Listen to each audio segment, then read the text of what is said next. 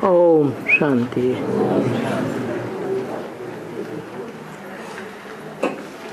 दादी निर्मल शांता जी के प्रति वतन का संदेश गुलजार दादी द्वारा।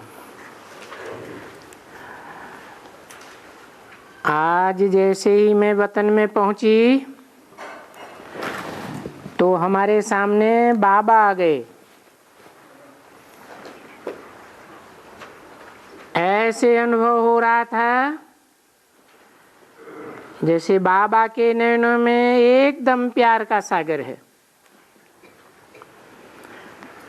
कुछ समय के बाद मुस्कुराते हुए बाबा ने कहा, आओ बच्ची, तुमको एक दृश्य दिखाते हैं।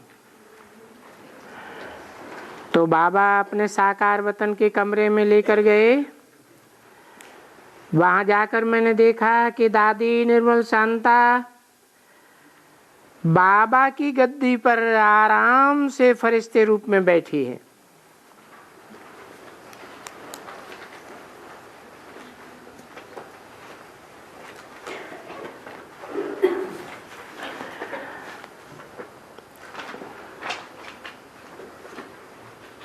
जो गद्दी बहुत सुंदर लग रही थी, मैं देख करके बड़ी खुश हो रही थी। तो बाबा ने कहा, बच्ची अपनी तबीयत से बहुत थक गई थी और सभी के प्यार ने भी इसको थका दिया था, क्योंकि सब इसको बड़े प्यार से देखते थे। इसको देखते सबको ब्रह्मा बाबा की याद बहुत आती थी।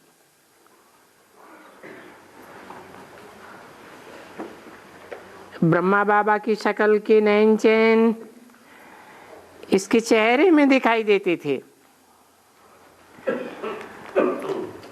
तो बाबा ने कहा कि बच्ची बड़ी थक गई, इसलिए मैंने फरिश्ता बना के इसको बिठा दिया। तो फरिश्ते रूप में वो हमसे मिली और उनकी आंखों में जैसे इसे दैवी परिवार का बहुत बहुत प्यार अनुभव हो रहा था। फिर बाबा भी मेरे साथ ही थे। तो जैसे ही बाबा को देखा तो बाबा की गोदी में समा गई। बाबा ने कहा, इसको थकावट बहुत है, इसलिए ये ऐसे ही समा गई है। जैसे छोटा बच्चा एकदम चिपक जाता है,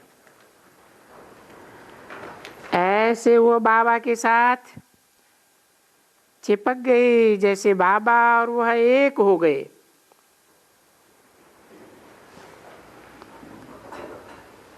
थोड़े टाइम के बाद बाबा ने मुझे देखा और कहा, बच्ची, आज आप किसकी याद लाई हो? मैंने कहा, बाबा, सभी की याद लाई हूं। ईस्टर्न जोन के भी बहुत से भाई बहने आए हैं और जिनकी सेवा का टर्न भी है, वो आए हैं। साकार वतन में तो बहुत बड़ा मेला लगा है।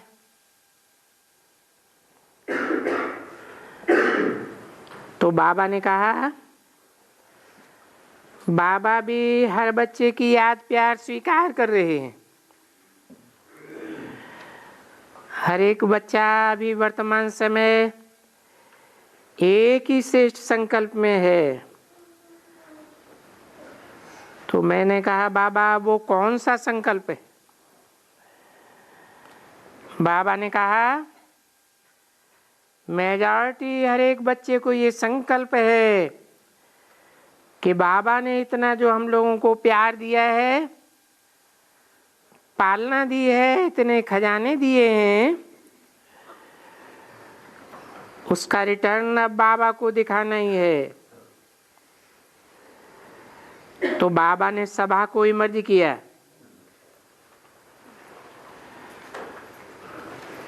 यहां तो थोड़े बैठे हैं, लेकिन वहां बहुत बड़ी सभा थी। तो सभा को इमर्ज करते हुए कहा कि मेजॉरिटी के मन में अब यही संकल्प है कि मुझे ब्रह्मा बाबा के समान बनकर ही दिखाना है। तो बाबा सभा को देख करके खुश हो रहा था और सबके दिल का संकल्प बाबा तक पहुंच रहा था। बाबा एक एक बच्चे को दृष्टि देते बच्चों के संकल्प को कैच कर रहे थे और बहुत मुस्कुरा रहे थे।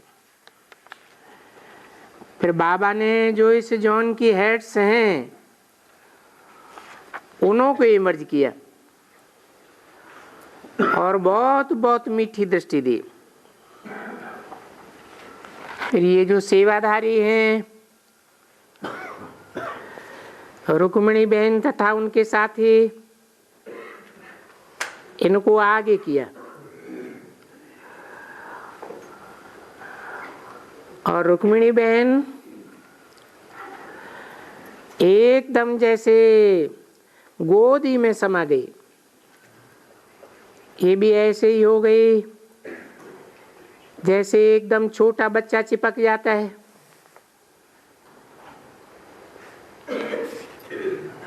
ऐसे ये बाबा की गोदी में समा गई। बाबा ने कहा बच्ची ने बहुत अच्छी दिल से सेवा की है और बच्ची के मन में सदा यही है कि बाबा को कुछ करके दिखाना है। इनके संकल्प बहुत शुद्ध हैं, फालतू नहीं है। इसलिए बाबा ने इनको संदेशी का पार्ट भी दिया है। और दूसरी जो जोन की हेड्स थी उनको बहुत अच्छी दृष्टि देते बाबा ने कहा अभी इस जोन का कुछ विचित्र पार्ट देखना है। बाबा एक एक को ऐसे हाथ में लेते मिलन मनाए रहे थे। बाबा ने कहा सभी इस जोन की कमाल करके दिखाए, कोई नवीनता करके दिखानी है।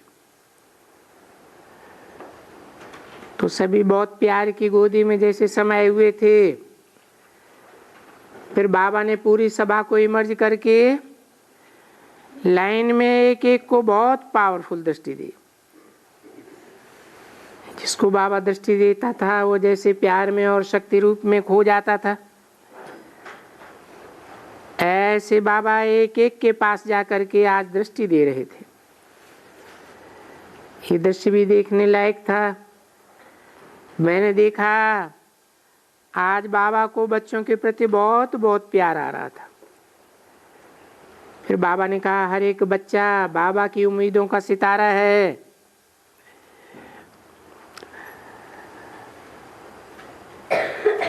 कोई ने कहा ईस्टर्न जोन की टीचर्स को तथा पांडवों को दादी ने सभा के बीच में खड़ा किया।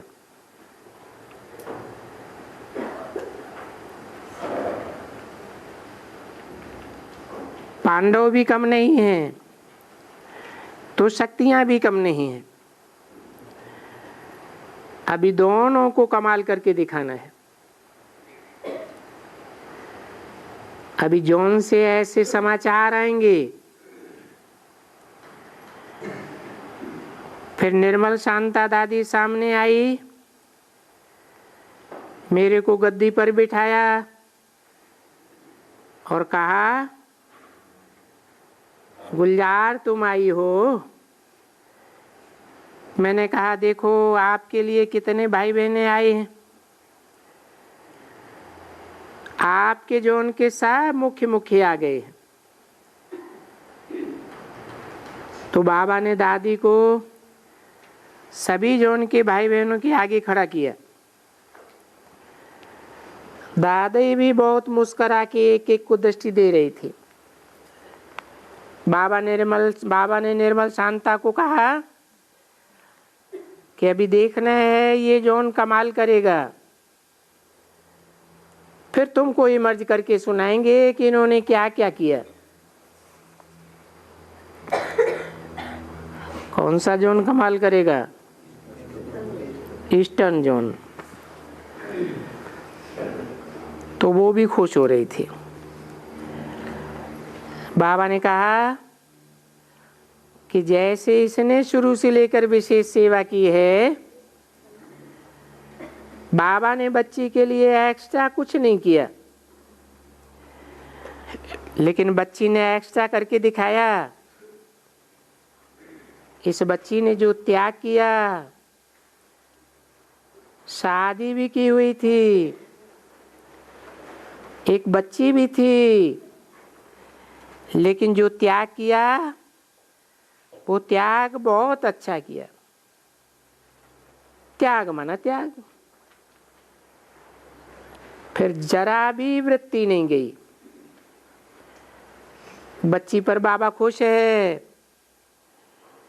बच्ची ने कोई भी ऐसी खिटखिट वाली बात जीवन में नहीं लाई, बहुत लाड़ प्यार से चली और लाड़ प्यार से अपनी सेवा करके बाबा के पास आ गई।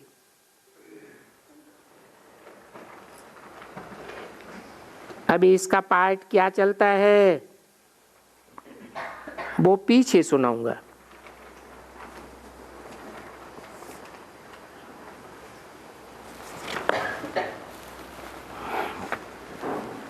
पार्ट कहाँ चलता है?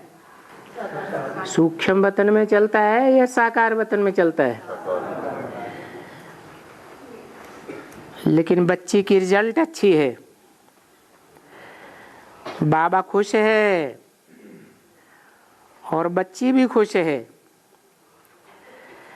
ऐसे करके बाबा ने उनको फिर से अपनी गोदी में समा दिया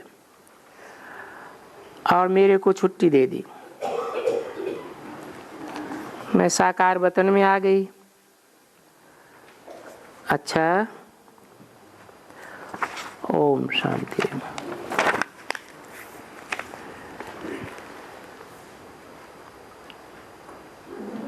फिर है 28/3/13 का निर्मल शांता जी के निमित्त वतन का दिव्य संदेश शशि बहन के द्वारा।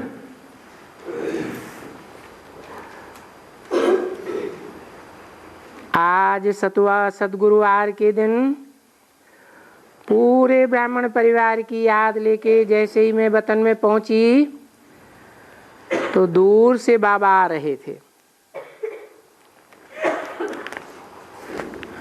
बाबा का स्वरूप बहुत ही लाइट, स्नेही और प्यार से भरा हुआ था। बाबा ने कहा, आओ बच्ची। उस समय बाबा को सेकंड के लिए दृष्टि देते रहे। मैंने कहा, आज तो पूरा ब्राह्मण परिवार अपनी प्यारी प्यारी परदादी को याद कर रहा है।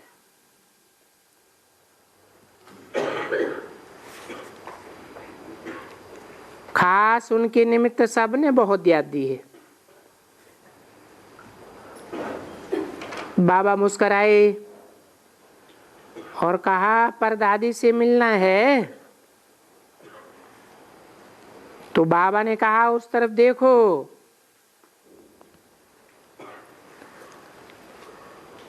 तो सामने देखती हूँ एक बहुत सुंदर डिजाइन का महल जैसा बना हुआ था। महल के बाहर एक स्थान पर बहुत सुंदर बच्चा था। उसके पास बहुत सुंदर खिलौने हीरे जवाहरातों से सजे हुए। दूसरी तरफ देखती हूँ तो साकार बाबा का स्वरूप दिखाई दे रहा था।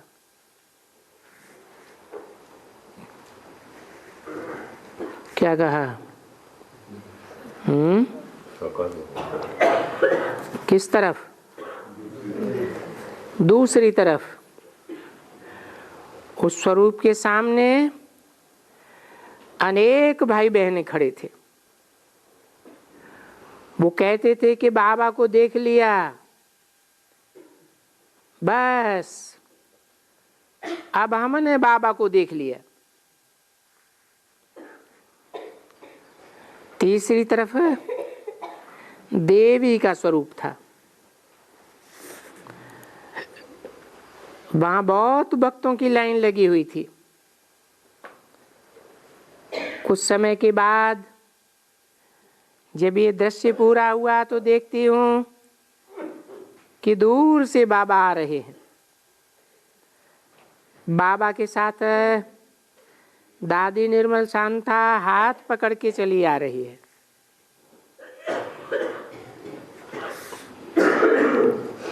पास आने पर मैंने पूछा, दीदी आप कहाँ चली गई थी? तो बोलती हैं, क्यों? बाबा तो मुझे सैर करा रहा है और बाबा मुझे बहुत अच्छे अच्छे अनुभव करा रहा है। बाबा ने कहा, ये बच्ची शुरू से लेकर के बाबा की विशेष रतन रही है।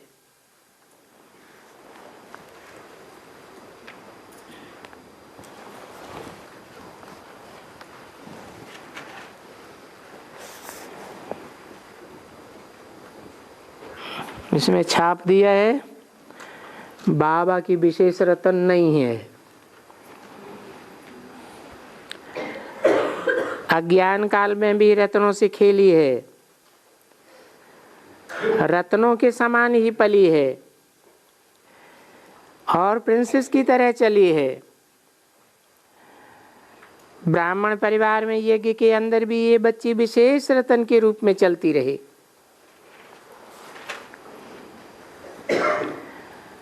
बाबा ने कहा, इस बच्ची को देखते ही वो बाबा के बच्चे जिनको सदा उलहना रहता था कि हमने साकार में बाबा को नहीं देखा,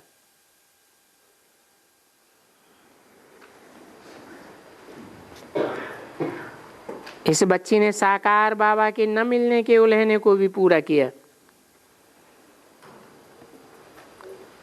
बच्ची बाप समान ही होकर के गुणों से भरपूर रहती थी,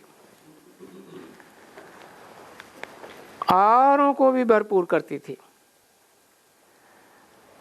बच्ची ने न केवल साकार बाबा का अनुभव कराया, जहां पर भी खड़ी हो जाती थी तो लोग बच्ची को इष्ट के रूप में देखते थे। ये भक्तों की अनेक मनोकामनाएं पूर्ण करती थी, जिसके कारण अनेक भक्त और ब्राह्मण परिवार याद कर रहे हैं। बच्ची ने यज्ञ के फाउंडर के रूप में गुप्त रीति पार्ट बजाया है।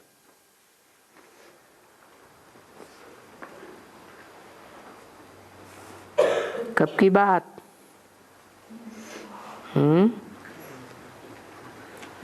किस समय की बात बताई? आदि में यज्ञ के फाउंडर के रूप में गुप्त पार्ट बजाया। आदि सो अंत भी होता है। इसलिए बच्ची पर बाबा की और यज्ञ को और निमित्त बनी हुई दादियों को बहुत नाज है।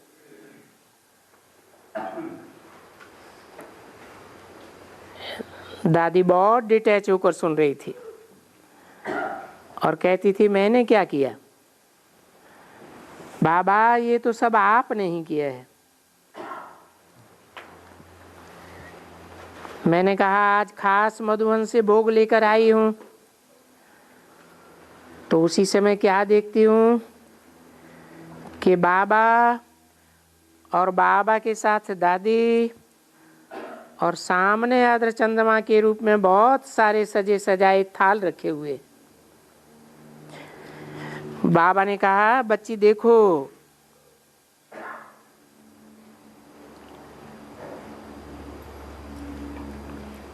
कहते हैं कि 56 प्रकार का भोग है क्या? बाबा ने कहा, देखो देखो। तो उसमें 108 प्रकार के थाल थे।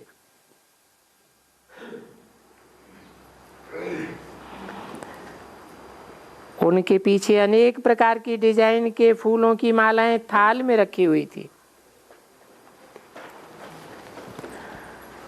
बाबा और दादी धीरे धीरे चक्कर लगाते दृष्टि दे रहे थे। तो सारी मालाएं जो थाल में रखी थी वो दादी के गले में पड़ गई।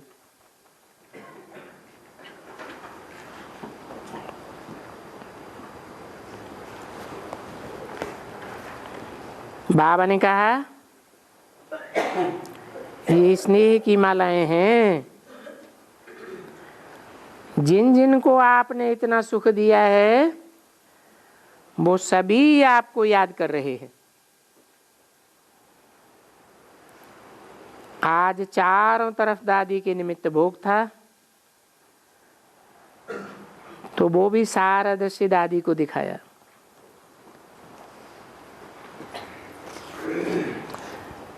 फिर बाबा ने कहा, इसे खोलो। तो कहती है कि मैं अकेले थोड़े ही खाऊंगी, दादी को भी बुलाओ। तो बाबा ने सबको इमर्ज किया। साकार में जो दादियां हैं, साथ में वरिष्ठ भाई, और दूसरी तरफ एडवांस पार्टी वाले भी बैठे थे।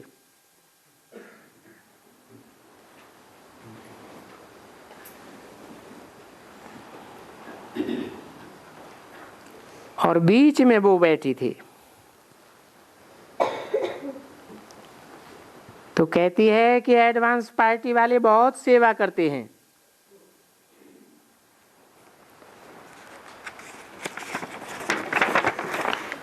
तो बाबा ने कहा, आपका भी तो अभी ये सेवा कर, आपको भी अभी ये सेवा करनी है ना। कौन सी सेवा है? जो एडवांस पार्टी वाले सेवा कर रहे हैं वो सेवा आपको भी करनी है ना। कैसे हैं? हाँ हाँ, कोई में प्रवेश करके आपको भी वही सेवा करनी है जब बुद्धि में बात बैठ जाएगी कि एडवांस पार्टी के एडवांस ज्ञान का राज क्या है। बाबा ने कहा, आप इन सब को खिलाओ। तो कहती है, नहीं, आप सबको खिलाओ। तो जैसे ही वो खिलाने लगी तो बाबा ने सबसे पहले उसके मुख में गिट्टी डाल दी। मैंने कहा, दादी आपको सब याद दे रहे हैं, खास कर ईस्टर्न जोन, रुक्मिणी बहन और उनके साथी, कलकत्ता के साथी और मधुबन के सभी याद दे रहे हैं। तो कहती है, मैं भी तो याद करती हूँ, उनके मेरा स्लोगन याद है,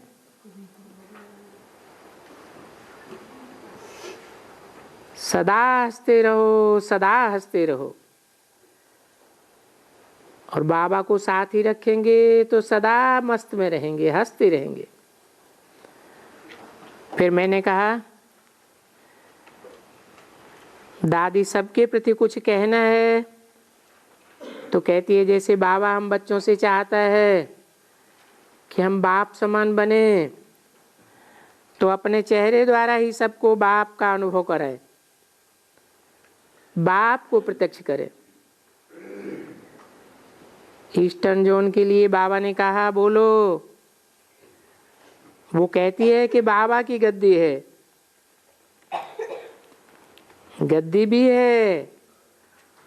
और ईस्टर्न जोन के लिए बाबा को गुरु शुरू से ही बहुत नाज रहा है।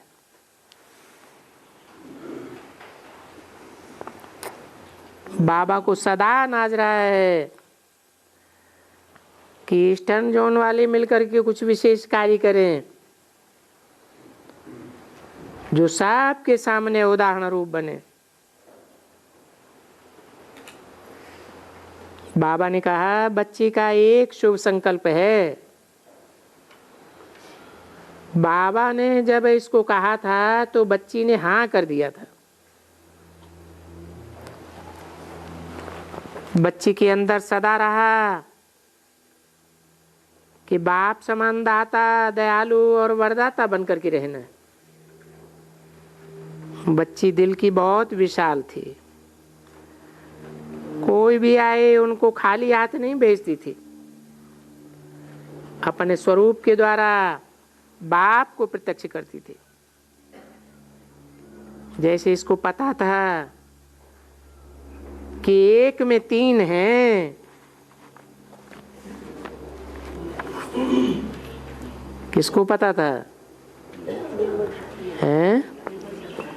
निर्मल शांता दादी को ये पता था कि एक में तीन हैं। हैं? कौन कौन तीन? पता था। कब की बात बताई? पास्ट की बात बताई। कौन से पास्ट की बात बताई? पता था कि एक में तीन हैं। तब की बात बताई जब यज्ञ में प्रजापिता का वर्चस्व था। लेकिन बाबा को साथी बना के चलती रही। लोगों को देखने में क्या आया? किसको साथी बना के चलती रही? कौन से बाबा को? ब्रह्मा बाबा को साथी बना के चलती रही। तो अनेकों को अनुभव कराए। जैसे बच्ची थी वैसे बच्ची भी चाहती है कि सब मिलकर के सेवा करें। फिर सबको याद प्यार दिया। मैंने कहा रुक्मिणी बहन, कलकत्ता से मधु बहन, कानन बहन, बिंदु बहन सब ने याद दिए। तो बहुत हंसती है और कहती है बाबा साथ है ना। उनसे कहना बाबा को साथ ही बना करके रखे। जैसे प्यार से इस रथ को संभाल की है और अथक होकर के सेवा कर रहे हैं, ऐसे ही सदा यह याद रखें कि बाबा साथ है, साथी है बाबा, और बाबा ही करण करावनहार है। लेकिन बाबा कहते हैं एग्जाम्पल बन करके चलेंगे तो दूसरों को भी अनुभव कराते रहेंगे। और फिर सभी सेवा साथियों को याद दिए।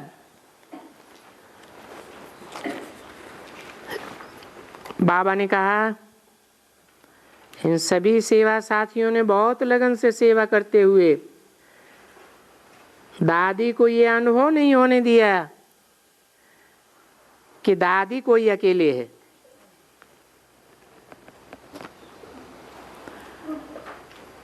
दादी ने भी कभी चूं की आवाज नहीं की। सदा एकदम मुस्कुराते हुए हल्के होकर के चलती रही। ऐसे ही सबको भी ऐसा ही बनकर के एग्जाम्पल बनना है। फिर दादी ने सबको याद दी और मैं वापस आ गई।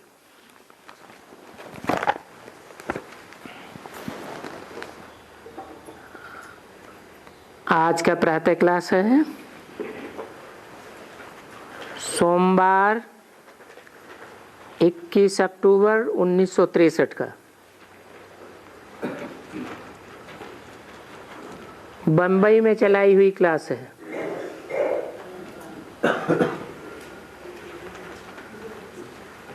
रिकॉर्ड चला है। बड़ा खुश नसीब है जिसे तू नसीब है, उसे और चाहिए क्या जिसके तू करीब है। बाबा पूछते हैं बच्चों से, क्योंकि इस समय में बाप भी जीवात्मा है। किस समय में है? 63 की बात है। वाणी कब की है? 63 की। और इस समय कौन से समय के लिए बोला? तो क्या 63 तक, अथवा बाबा जब तक ब्रह्मा बाबा जीवित रहे तब तक के लिए ही जीवात्मा बनकर रहे? पूरे संगम के लिए 18 जनवरी 69। इस समय अर्थात सारा ही संगम युग बाप क्या बन करके रहता है? शिव बाप जीवात्मा बनकर रहता है। वो कहते हैं इस समय में इस जीव में मुझे परमात्मा माना, परमात्मा ने प्रवेश किया है। इसको हम जीव परमात्मा तो नहीं कहेंगे ना, ये शोभता नहीं है।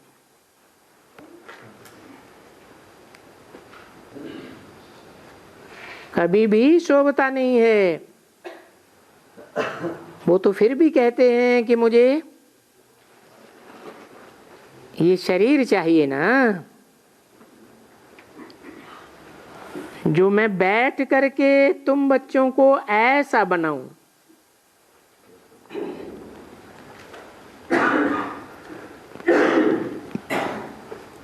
जीव किस लिए चाहिए? जो मैं बैठ करके माना इस शरीर में बैठ करके तुम बच्चों को ऐसा बनाऊं, माने कैसा बनाऊं? ऐसा कहते थे तो लक्ष्मी नारायण के चित्र की तरफ इशारा जाता था। तो मुझे ये शरीर चाहिए, किस लिए? जो मैं तुम बच्चों को ऐसा लक्ष्मी नारायण जैसा बनाऊं।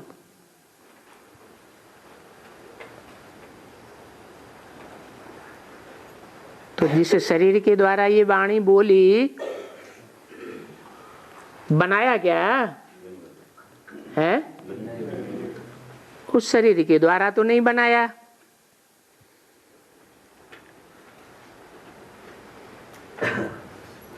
तो फिर है नहीं बनाया, उसका कारण क्या?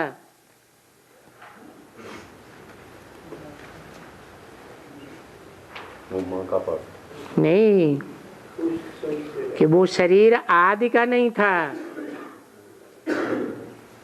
मध्य में सन 47 से पार्ट बजाया उस शरीर के द्वारा। उनका टाइटल था प्रजापिता ब्रह्मा। ओरिजिनल प्रजापिता नहीं था, क्योंकि कलह युग में कोई भी विश्व का महाराजन या विश्व की महारानी नहीं है।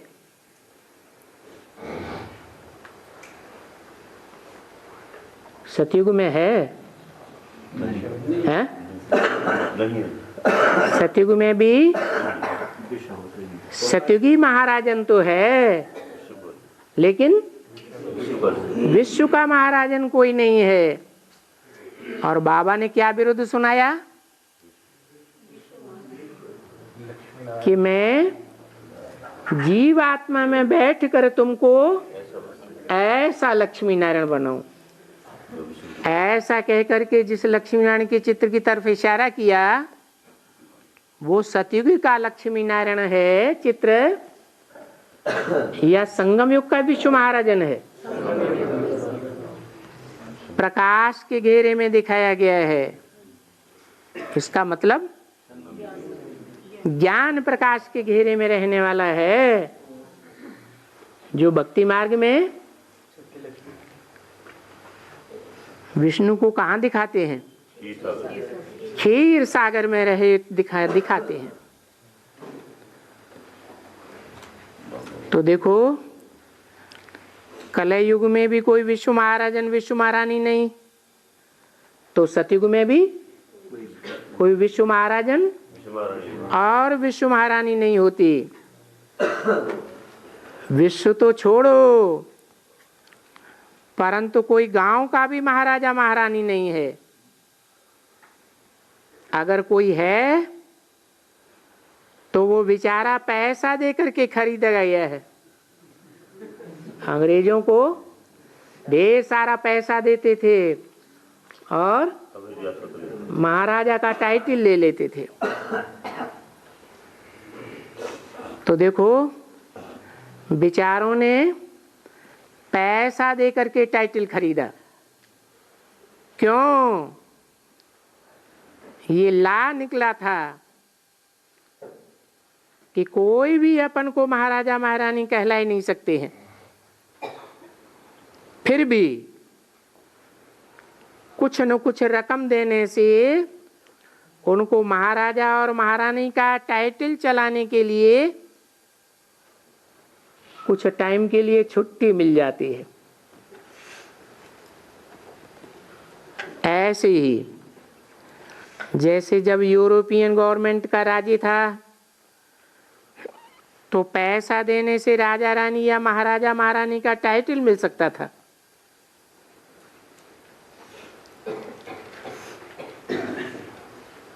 शूटिंग कहाँ होती है? कैसे सीटें मिलती हैं जी? हैं? सीटें मिलती हैं डायमंड हॉल में पैसे दे करके। थोड़े समय के लिए ब्राह्मणों के विषय में बहुतों की बुद्धि में बैठ जाता है कि ये महाराजाएं बनने वाले हैं, परंतु वो कोई भी विश्व महाराजन वाला नहीं होते हैं। टाइटल भले मिल जाता है, कुछ समय के लिए बुद्धि में बैठ जाता है कि ये महाराजा महारानी बनने वाले हैं। तो अब भी ये क्या हुआ? कांग्रेस ने सबका जो महाराजा महारानी राजा रानी टाइटल था तो वो सब बाद में छीन लिया। अभी महाराजा महारानी का टाइटल चल रहा है या छिन गया है? अच्छा, फिर शूटिंग कहाँ होती है? संगम युग में भी एक ऐसा टाइम आता है, ये जो झूठा झूठा बुद्धि में बैठाया गया है वो बात बुद्धि से उड़ जाएगी। फिर भी पैसा तो बांटते हैं ना सब कुछ। पैसे देने से कोई का भी फिर महाराजा महारानी टाइटल रिन्यू हो सकता है। जैसे काश्मीर का राजा करण सिंह था ना, तो उनको आगे सब मिस्टर कहते थे। अभी उन्होंने टाइटल खरीद लिया तो उनको महाराजा कह सकते हैं। फिर भी वो कोई विश्व का महाराजा तो नहीं है ना, वो तो भारत के भी नहीं है।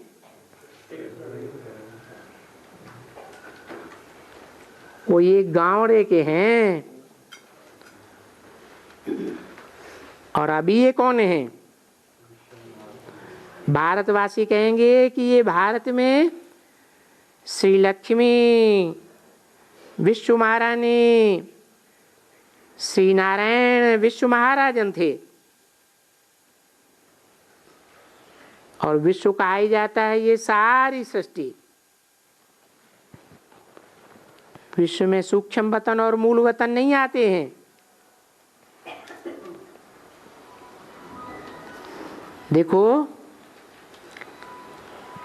बाप तुम बच्चों की महिमा कैसे करते हैं?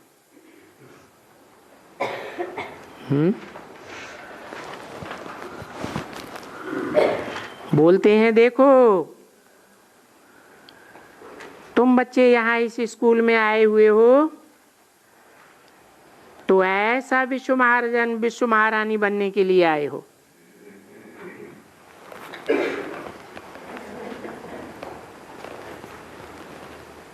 अभी ऐसा कोई दूसरा पूछ सकेगा?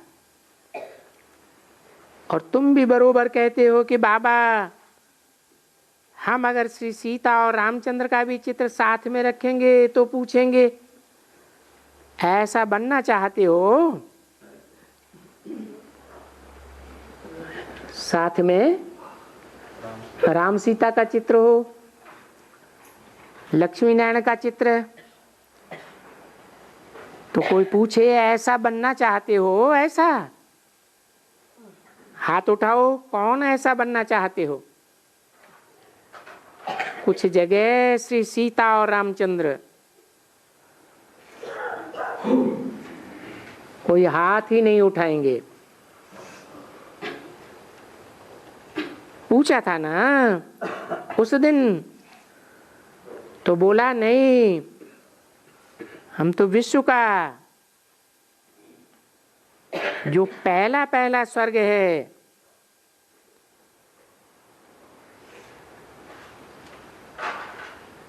सतयुग का महाराजन बनेंगे। क्योंकि हैं तो वो भी विश्व का महाराजा महारानी। कौन? नहीं, सतयुग के महाराजा महारानी भी हैं तो, लेकिन उस समय विश्व होता है, सारी सृष्टि की आत्माएं मौजूद होती हैं, परंतु राम सीता भी तो त्रेता के हैं, वो भी 14 कला हो गए ना।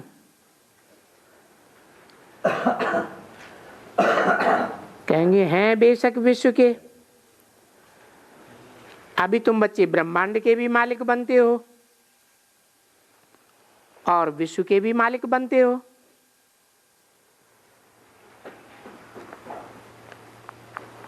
ब्रह्मांड के मालिक कैसे?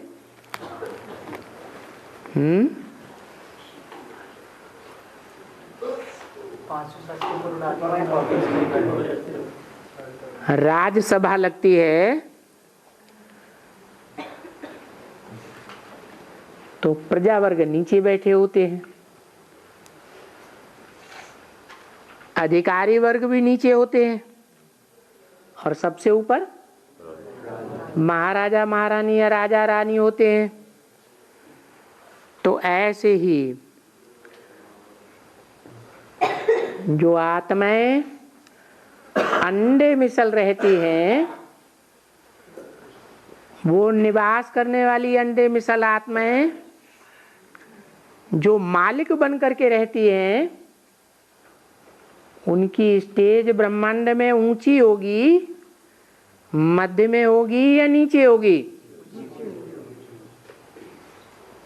तो वो ऊंची स्टेज वाले तुम हो। तुम बच्चे ब्रह्मांड के भी मालिक बनते हो, और जो ब्रह्मांड के मालिक बनते हैं वो सारे विश्व के मालिक बनते हैं। देखो बाप तुम्हारा मर्तबा कितना ऊंचा करते हैं, क्योंकि परमधाम में भी जो आत्माओं का झाड़ दिखाया है,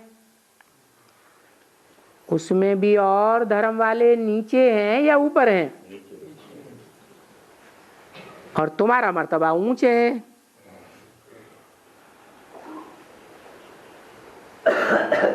तो देखो, तुमने पहले कभी ऐसा देखा? ऐसे बाप को सिर्फ एक दफा देखा जाता है, एक दफा जाना जाता है। उनसे विश्व के महारानी और महाराजा पने का इनहेरिटेंस लिया, सो भी कोई एक दफा थोड़े ही कल्प कल्प लिया है। तो अभी दिल में कहेंगे कल्प कल्प हम बाबा से इनहेरिटेंस लेते आए। सिर्फ बाबा अक्षर है, दूसरा तो कोई अक्षर नहीं है। परम पिता सिर्फ ये कहेंगे,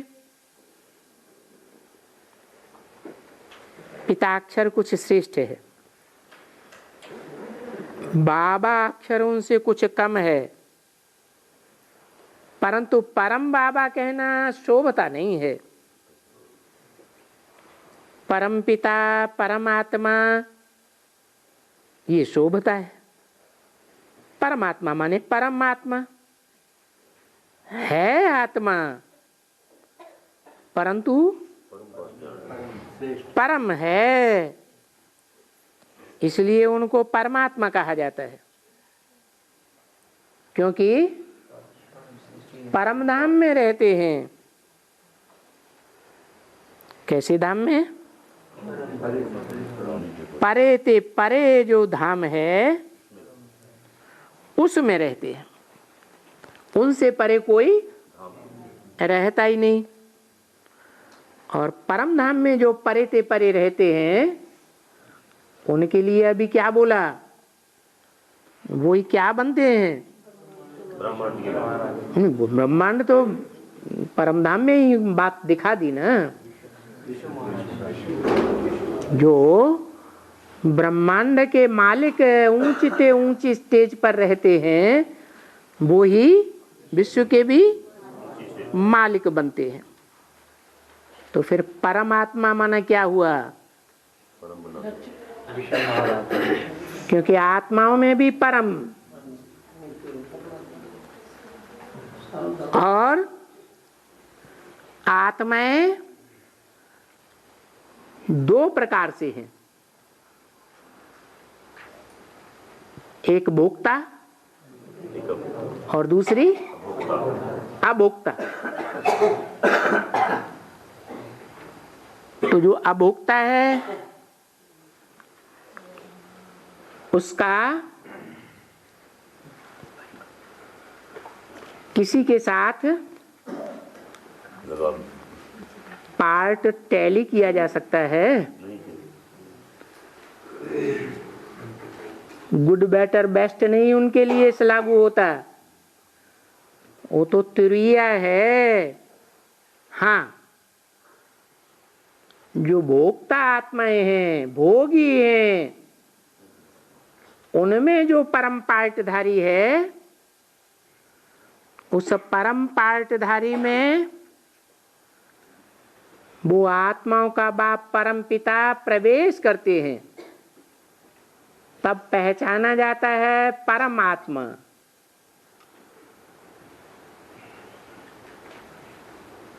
तो नाम क्या दिया? परम पिता परमात्मा। परम पिता पहले क्यों? परमात्मा पहले क्यों नहीं? क्योंकि जो आत्माओं के बीच में रह करके परम पार्टधारी है, हीरो पार्टधारी है, उसके ऊपर भी कंट्रोलर कौन है? कोई है या नहीं है? कौन? आत्माओं का बाप परम पिता कंट्रोलर है। तो सुप्रीम है, वो भी परम धाम में रहते हैं। परम को सुप्रीम भी कहा जाता है क्योंकि बाप सुप्रीम बाप भी है, सुप्रीम टीचर भी है और सुप्रीम सदगुरु भी है। उनके ऊपर इस विश्व में, सारे विश्व में कोई बाप नहीं है, कोई टीचर नहीं है, कोई गुरु नहीं है। सुप्रीम कहा तो गुरु कहा तो सदगुरु ही ठहरा।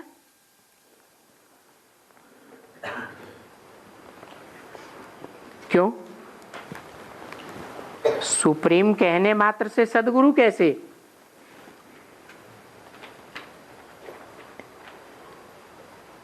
क्योंकि कलयुग के अंत में सारी मनुष्य आत्माएं सत्य स्टेज को धारण करने वाली होती हैं या झूठ को धारण कर लेती है? झूठ को धारण करने वाली बन जाती हैं। तो एम ऑब्जेक्ट ये है नर से नारायण, नारी से लक्ष्मी बनने की। गाया भी जाता है। इस समय में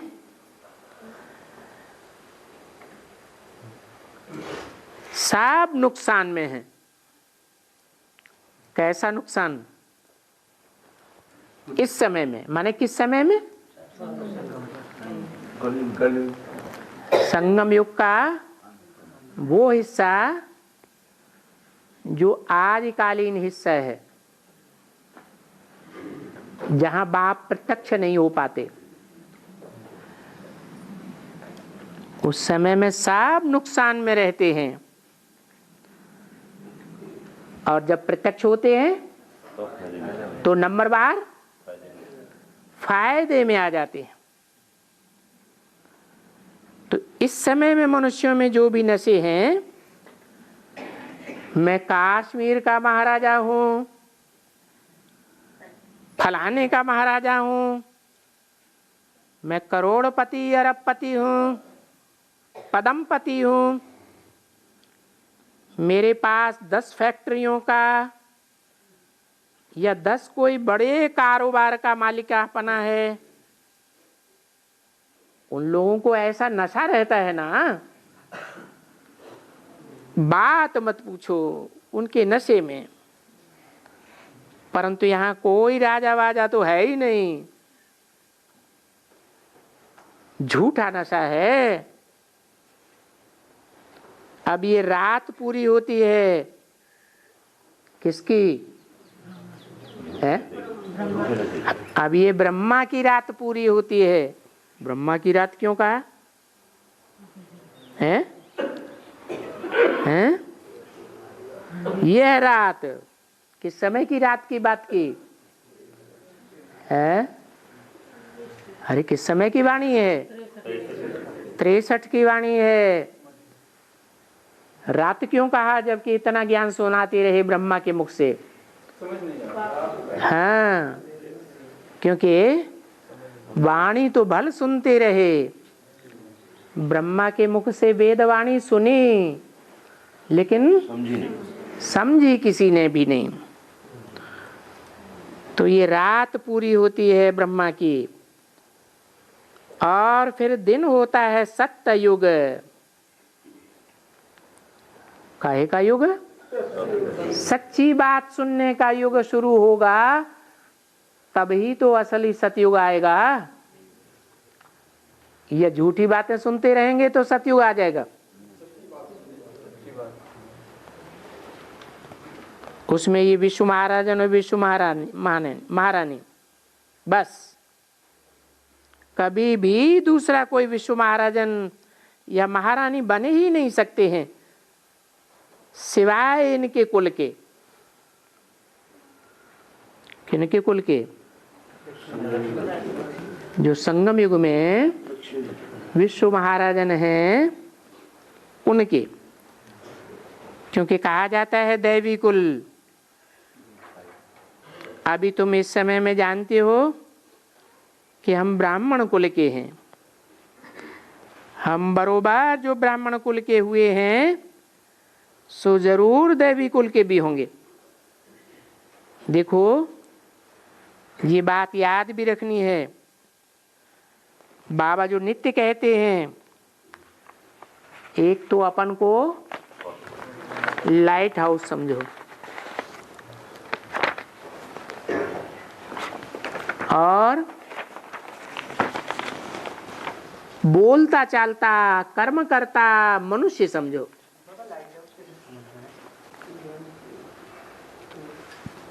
पानी के जहाज जब चारों ओर से समंदर में तैरते हुए एक ठिकाने लगते हैं तो उस ठिकाने पर एक लाइट हाउस होता है जो घूमता रहता है। दूर दूर के जहाज उस लाइट हाउस को देख करके नजदीक आ जाते हैं।